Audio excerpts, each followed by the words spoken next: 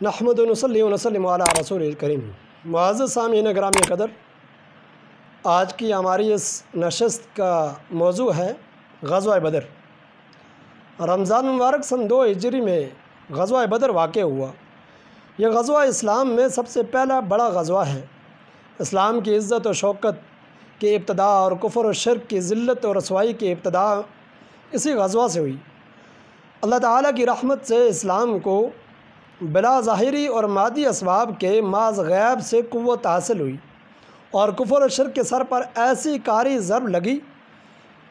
کفر کے دماغ کی ہڈی چور چور ہو گئی۔ غزوے میں اللہ تعالیٰ نے قلت کو کثرت پر، صداقت کو طاقت پر اور مصطفیٰ صلی اللہ علیہ وسلم کی نبوت کو ابو جہل کی جہالت پر، حق کو باطل پر، توحید کو شرک پر غالب کر دکھایا۔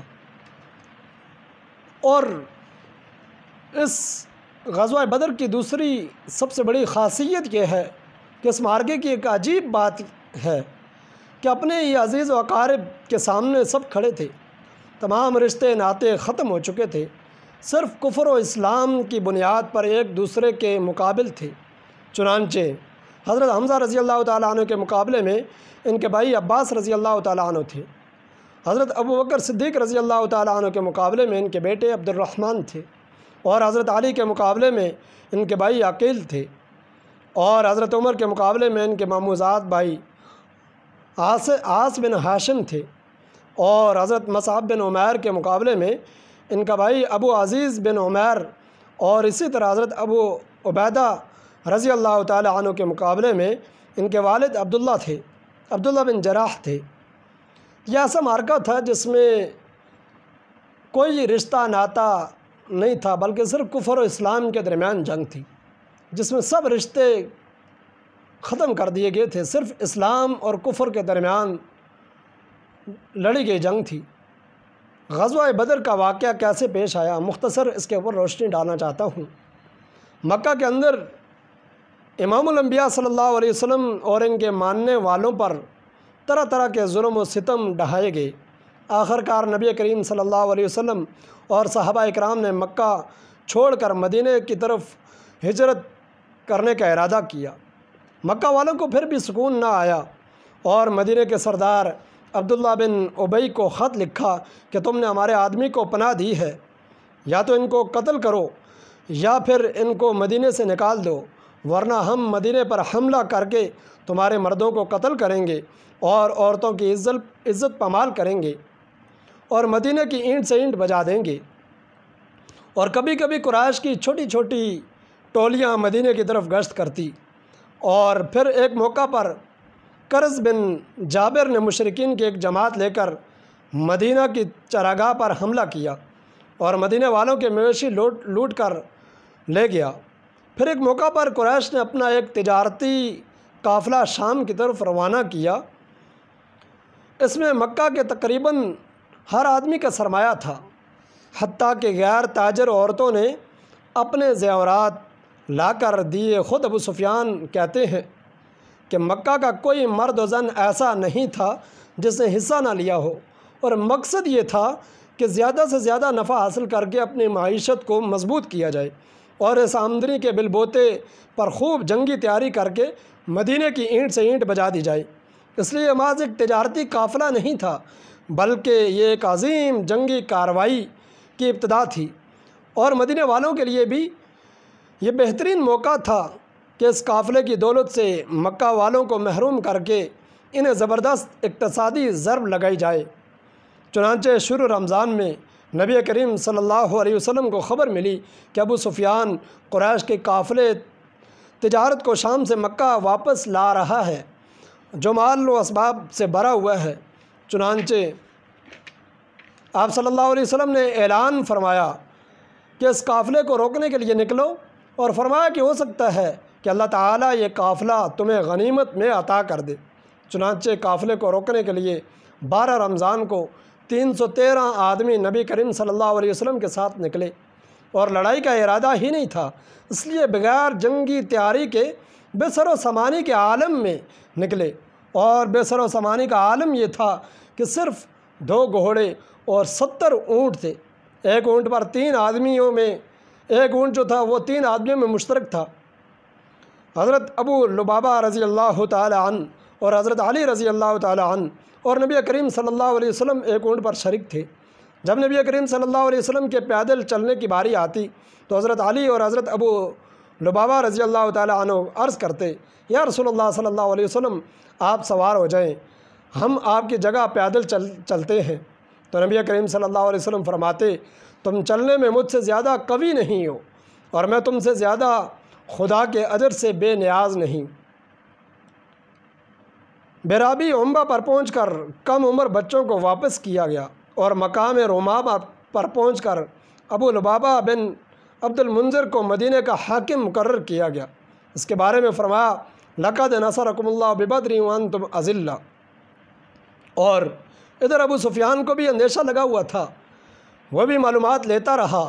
جب اس کو معلوم ہوا کہ محمد صلی اللہ علیہ وسلم اپنے اصحاب کو تیرے قافلے کی طرف نکلنے کا حکم دیا ہے، تو اسی وقت ابو سفیان نے زمزم غفاری کو مکہ روانہ کیا کہ قریش کو اطلاع دو کہ جس قدر ممکن ہو اپنے قافلے کی خبر لیں اور اپنے سرمایہ کو بچانے کی کوشش کریں۔ ادھر مکہ میں ابو سفیان کا پیغام پہنچا تو سارے مکے میں ہلچل مچ گئی،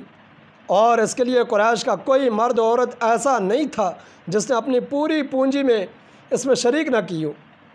اس خبر کے پہنچتے ہی پورے مکے میں آگ سی لگ گئی، اور فوراً 1000 کا لشکر پورے ساز و سامان کے ساتھ نکلا، جن کا سردار ابو جہل تھا، اور قریش نہایت کروفر اور گانے بجانے والی عورتوں اور طبلوں اور باجوں کے ساتھ اکڑے ہوئے اور اتراتے ہوئے نکلے۔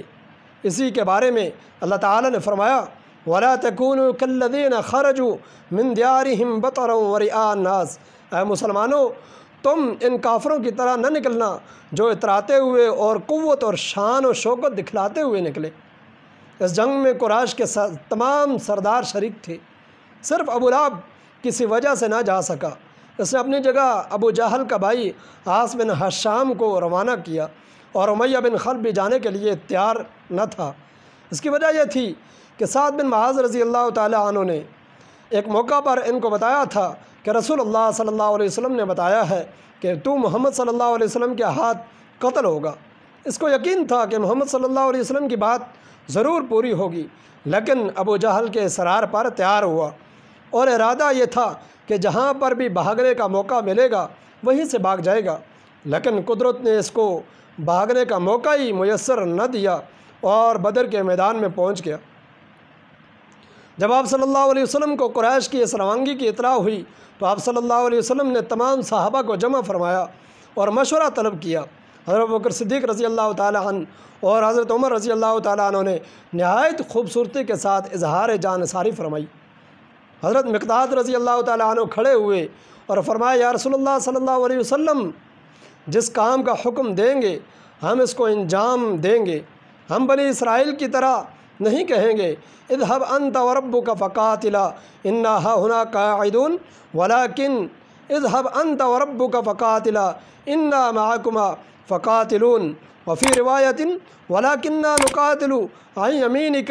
وعن شمالك وعن يديك وعن خلفك، کہ تو اور تیرا رب جائے، ہم یہاں بیٹھے ہوئے ہیں، بلکہ ہم آپ کے ساتھ ہیں، آپ کے دائیں بائیں آگے پیچھے کھڑے ہیں۔ نبی کریم صلی اللہ علیہ وسلم نے پھر فرمایا، مجھے مشورہ دو۔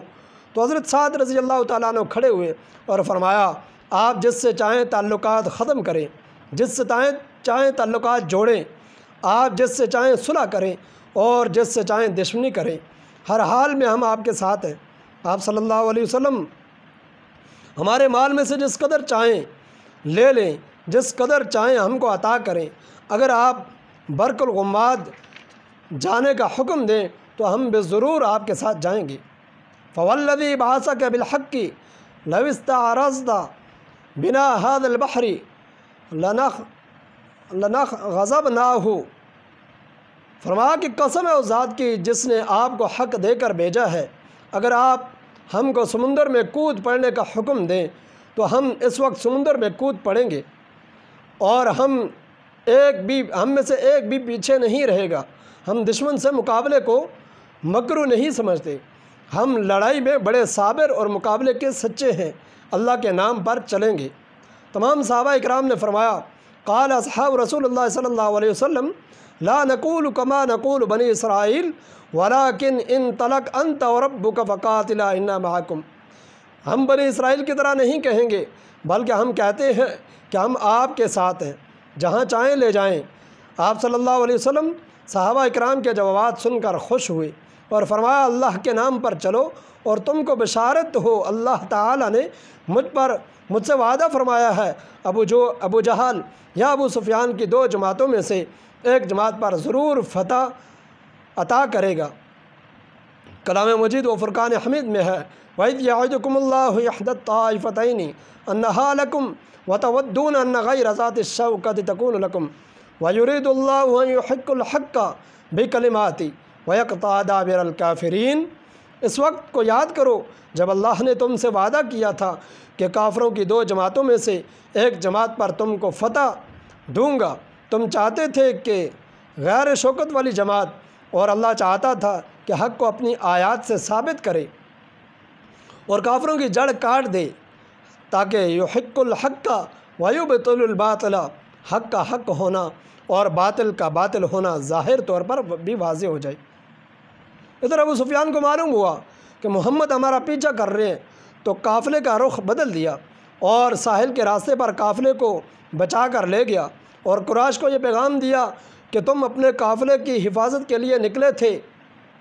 قافلہ بچ کر نکل گیا ہے، اب جانے کی ضرورت نہیں ہے، اس لیے تم واپس ہو جاؤ۔ تو ابو جہل نے کہا، جب تک بدر میں پہنچ کر 3 دن تک کھا پی کر اور گا بجا کر خوب مزے نہ کر لیں، اس وقت تک واپس نہیں جائیں گے۔ چنانچہ اخنس بن قیس جو بنی زہرہ کا سردار تھا، اپنے قبیلے والوں کو لے کر واپس چلا گیا کہ ہمارا مال بچ گیا اور اب لڑنے کی ضرورت نہیں رہی۔ ابو جہل کو بھی کہا، لیکن اس نے کسی کی نہیں سنی، بدر کی طرف روانہ ہوا۔ ادھر رسول اللہ صلی اللہ علیہ وسلم بھی صحابہ اکرام کو لے کر مقام بدر پر پہنچے، لیکن قریش نے پہلے پہنچ کر مناسب جگہوں اور چشمہ پر قبضہ کر لیا،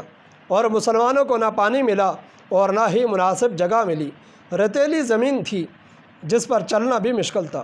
چنانچہ اللہ تعالی نے بارش برسائی جس سے ریت جم گئی، اور مسلمانوں نے پینے کے لیے پانی بھی جمع کر لیا، اور یہی رحمت کی بارش کافروں کے لیے زحمت بن گئی، اب ان کا چلنا بھی مشکل ہو گیا، بارش کی وجہ سے ہر طرف کیچڑ ہی کیچڑ تھا۔ اللہ تعالیٰ نے فرمایا، وَيُنَزِّلُ مِنَ السَّمَاءِ مَاءً لِيُطَهِّرَكُم بِهِ وَيُذْهِبَ عَنكُم رِجْزَ الشَّيْطَانِ وَلِيَرْبِطَ عَلَىٰ قُلُوبِكُمْ وَيُثَبِّتَ بِهِ الْأَقْدَامَ۔ اللہ تعالیٰ نے آسمان سے پانی برسایا تاکہ تم کو پاک کرے اور شیطان کی گندگی کو دور کرے اور تمہارے دلوں کو مضبوط کرے، تمہارے قدموں کو جما دے۔ رحمت کائنات کی مہربانی، یہ پانی اگرچہ مسلمانوں نے اپنے لیے جمع کیا تھا، لیکن رحمت دو عالم صلی اللہ علیہ وسلم نے اپنے دشمنوں کے پیاسوں کو بھی پینے کی اجازت دی۔ جنگی تیاری کی رات نبی کریم صلی اللہ علیہ وسلم صحابہ اکرام کو لے کر مدینہ میدان کی طرف گئے اور فرمایا، ھذا مصرع فلان غدا انشاء اللہ،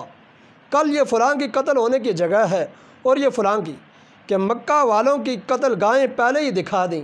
صحابہ اکرام فرماتے ہیں، دوسرے دن جب لڑائی ہوئی تو ایک ذرہ برابر بھی اس جگہ سے تجاوز نہیں کیا جو آپ صلی اللہ علیہ وسلم نے بتلائی تھی، اور حضرت سعد بن معاذ رضی اللہ تعالیٰ عنہ کے مشورے سے آپ صلی اللہ علیہ وسلم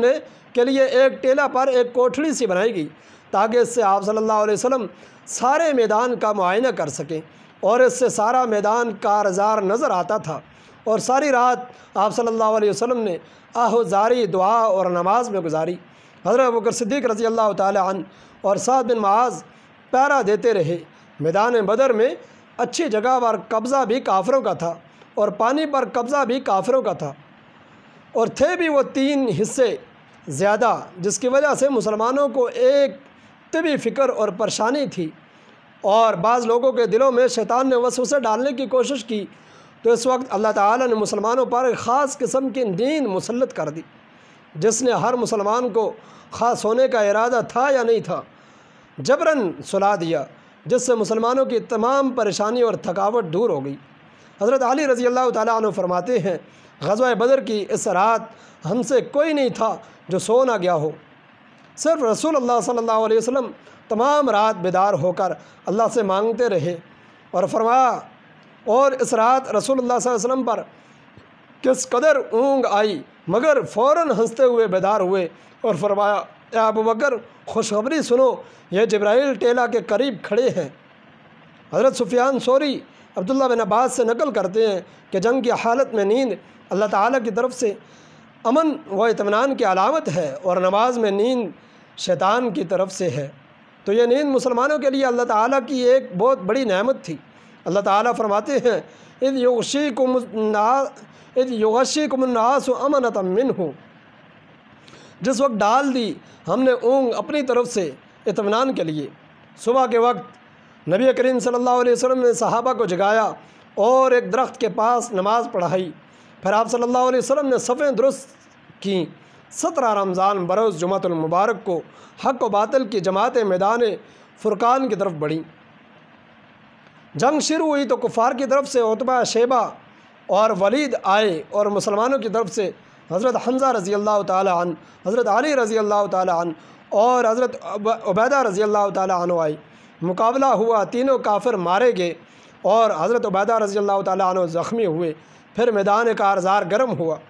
اللہ کا دشمن ابو جہل بھی دعا کر رہا ہے اور اللہ کا محبوب بھی،